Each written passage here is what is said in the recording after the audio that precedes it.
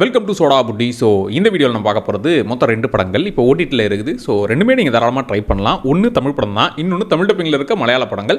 So ரெண்டுமே miss பண்ணாமல் time கிடச்சா ட்ரை பண்ணி பாருங்கள். ஃபர்ஸ்ட் படம் வந்து சொர்க்கவாசல். ஆர்ஜே பாலாஜி தான் ஹீரோ. அதுக்குன்னு அவரையே மொத்தமாக அவர் நம்பியே அந்த கதைலாம் கிடையாது. அவரே ஒரு கேரக்டர் தான் இந்த படத்தில். அண்ட் அவருக்கு உண்டான அந்த காமெடி கவுண்டர் கொடுக்குறது அதெல்லாம் எதுவுமே இல்லாமல் இல்லை ஒரு கேரக்டர் ஆர்டிஸ்டாக தான் பண்ணியிருப்பா. அப்படி அண்ட் அவருடைய அந்த மொத்த ஜோனையுமே விட்டுட்டு வெளியே வந்து பண்ண ஒரு படம். இந்த படத்தோட கதை என்னன்னு பார்த்தாக்க இதில் தப்பே செய்யாமல் இவர் தான் கொலை பண்ணிட்டாரு அப்படின்னு பிடிச்சி ஜெயிலில் போட்டுறாங்க. இப்போ ஜெயிலுக்கு போனவர் நான் தப்பே செய்யலங்க அப்படிங்கறத நிரூபிச்சு வெளியே வந்தாரா இல்ல அங்க போனதுக்கு அப்புறம் அவரோட லைஃப் மொத்தமா என்ன ஆச்சுங்கிறது தான் இந்த படம். இதுல ஜெயிலுக்கு போறவங்க அவங்க தப்பு செஞ்சோ இல்ல தப்பு செய்யாம தெரியாம உள்ள வந்தவங்களோ அங்க போனதுக்கு அப்புறம் அவங்க ரூட்டே மொத்தமா எப்படி மாறுச்சுன்னு காட்டினது. ஆமா, ஜெயில் எதுக்கு இருக்குது? தப்பு செஞ்சவன தண்டிக்க, ஐயோ இனிமேல் தப்பு செய்யக்கூடாதுங்க அப்படின்னு திருத்துறதுக்கான இடம் தானே ஜெயிலு. ஆனா அதுக்குள்ள போயிட்டா எப்படி ஒழுங்கா தப்பு செய்யணும்ன்றத ப்ராப்பரா கத்துக்கிட்டு வெளியே வந்து ட்ரைனிங் எடுத்துக்கிட்டு வெளியே வந்து இன்னும் ப்ரொஃபஷனலா தப்பு செய்வ அப்படின்னு இந்த படம் மூலியமா சொல்ல வர அந்த மெசேஜுமே நல்லா இருந்துச்சு. ஆக்சுவலா செகண்ட் ஹாஃப்ல ஒரு கலவரம் ஸ்டார்ட் ஆகும். அங்கிருந்து தான் படமே டேக் ஆஃப் ஆகும். ஸோ அது வரைக்கும் பொறுமையாக கேரக்டர்ஸ் இவங்கன்ற மாதிரியே காட்டிட்டு இருப்பாங்க. செகண்ட் ஹாஃப்ல அந்த கலவரத்துக்கு அப்புறமா கதை நல்லாவே போகும். அண்ட் இது உண்மை சம்பவத்தை பேஸ் பண்ணி எடுக்கப்பட்ட படம். ஸோ அந்த உண்மை சம்பவத்தில் இப்படிலாம் ஆளுங்க ஒரு சுச்சுவேஷனை யூஸ் பண்ணிட்டு இருந்தா எப்படி இருக்கும் அப்படிங்கிறத இந்த படத்தில் காமிச்சிருப்பாங்க. ஒரு மிகப்பெரிய கலவரம் நடக்குதுப்பா, அந்த சுச்சுவேஷனை யூஸ் பண்ணிக்கிட்டு யார் யார் அவங்க பயனடைஞ்சாங்க, அதுக்கப்புறம் அவங்க வாழ்க்கையை தலைக்கிட எப்படி மாறுதுங்கிறது தான் கதை. அண்ட் மொத்த படத்தில் கிட்டத்தட்ட முக்காவாசி ஜெயிலுக்குள்ள தான் படமே நடக்கும். ஸோ அங்கே இருக்கிற விஷயங்கள் கொஞ்சம் டீட்டெயிலாக காட்டின விதம் அதெல்லாம் நல்லா இருந்துச்சு. செல்வராகவன் கேரக்டரை இன்னும் கொஞ்சம் யூஸ் பண்ணிருக்கலாம். அண்ட் அவருக்கு பதிலாக வேற ஒருத்தரே நடிக்க வச்சிருக்கலான்ற மாதிரி தோணுச்சு. ஆக்சுவலா அது ஏ சர்டிஃபிகேட் படம். ஸோ சில கெட்ட வார்த்தைகள் இருக்கும், அதையும் கொஞ்சம் பார்த்துக்கோங்க. டேரக்டரோட மொதல் படத்துல இவ்வளோ பெரிய விஷயத்தை எடுத்துக்கிட்டு முடிஞ்ச அளவுக்கு நீட்டாவே பண்ணியிருக்காரு. தாராளமாக ட்ரை பண்ணி பாருங்க. செகண்ட் படம் முரா. இதுல பெருசா எந்த கேரக்டரும் நமக்கு தெரியாத முகங்கள் தான். ஆனா அவங்கள வச்சுக்கிட்டு ஃபைட்லாம் சும்மா வெறித்தனமா எடுத்து வச்சிருப்பாங்க. படம் அப்படியே பரபரப்பாகவே போகும். டேய் என்னடா அடிச்சுக்கிட்டு மாள்றீங்க அப்படிங்கிற மாதிரி ஷூட்டிங் தான் எடுத்தீங்களா என்னடா பண்ணீங்கன்ற மாதிரி தான் இருக்கும். இதுல கதையா என்னன்னு பார்த்தாக்க சின்ன பசங்க ஒரு கேங்கா நம்ம ரவுடிசம் பண்ணுவோம், பெரிய ரவுடி இவர் தான்ப்பா, இவர் சொல்ற பேச்செல்லாம் கேட்டு நம்ம இருந்தோம்னா நாமளும் பெரிய ஆளாயிடுவோம் அப்படிங்கிற மாதிரி ஒரு கேங்கா இருக்கிற ஃப்ரெண்ட்ஸ் அவங்க லைஃப் என்னலாம் ஆச்சுங்கிறது தான் கதை. இதுல பிடிச்ச விஷயங்கள் எடுத்துக்கிட்டா அந்த பசங்க எங்க ஐயோ பாவங்க படிக்கிற வயசுல இப்படி தெரியாம வந்து மாட்டிக்கிட்டாங்களே அப்படிங்கிற அந்த ரூட்லயே போகாம தெரிஞ்சதான் இது தாண்டா கெத்து, இப்படி இருக்கிறதான் வாழ்க்கை அப்படிங்கிற மாதிரி எப்படி மைண்ட் அளவுல அவங்க மாறிவிட்டு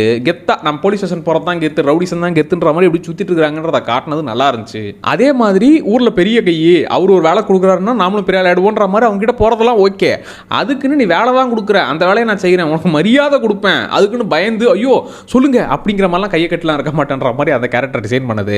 அதெல்லாம் மதுரைக்கு வருவாங்க, அங்கே ஒரு 2 ஃப்ரெண்ட்ஸ் கிடப்பாங்க. ஸோ அந்த ஃப்ரெண்ட்ஷிப்பை காட்டின விதம் மொத்தமாகவே இந்த ஃப்ரெண்ட்ஷிப் ஏரியாவை சூப்பராகவே காமிச்சிருந்தாங்க. அண்ட் இதில் லைஃப்பை தெரிஞ்சே தொலைக்கிறது தான், ஐயோ தெரியாமல் வந்து மாட்டிக்கிட்டோமேன்ற அந்த ஃபீலே இல்லாமல் எப்படி வீட்டில் அவங்க பெற்றவங்கலாம் ஃபீல் பண்ணாலுமே ஏய் ஜெயிலுக்குள்ளே பார்த்தல நான் எவ்வளோ அடித்தாலும் வாயவே திறக்காமல் இருக்கோம்ல, நாங்கள் தான்டா மாசு இப்படிங்கிற மாதிரி விஷயத்தை பண்ணுற ஆட்களை காமிச்சதெல்லாம் நல்லா இருந்துச்சு. அண்ட் முக்கியமாக இந்த படத்தோடைய ப்ளஸ்ஸே இந்த ஃபைட் சீன் தான். சும்மா ஃபயர் மோடில் இருக்கும். அதுவும் கடைசியிலலாம் டேய் என்னடா உருண்டுக்கிட்டு பிறண்டுக்கிட்டு இப்படி அடிச்சு மாள்றீங்க, எப்பறம் அதை பிளான் பண்ணி எடுத்தீங்கன்ற மாதிரி தான் இருந்துச்சு.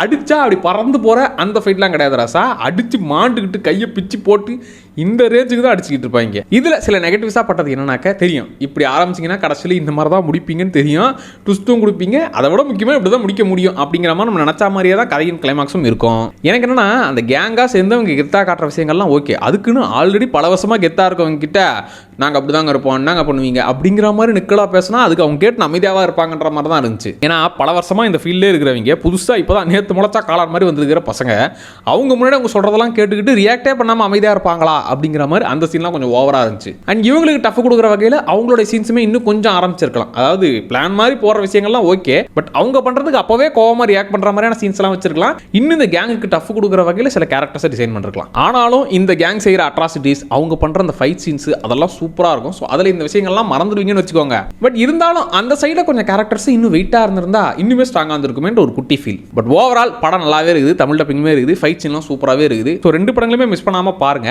அண்ட் பார்த்துட்டு உங்களுக்கு எப்படி இருந்துச்சுன்றதை எனக்கு கமெண்ட்ல சொல்லுங்க, அதை நானும் தெரிஞ்சுக்கிறேன். மறக்காம சோடா அப்படி சேனலை சப்ஸ்கிரைப் பண்ணிக்கோங்க. அடுத்த வீடியோவில் திரும்பவும் வரேன். Tata bye.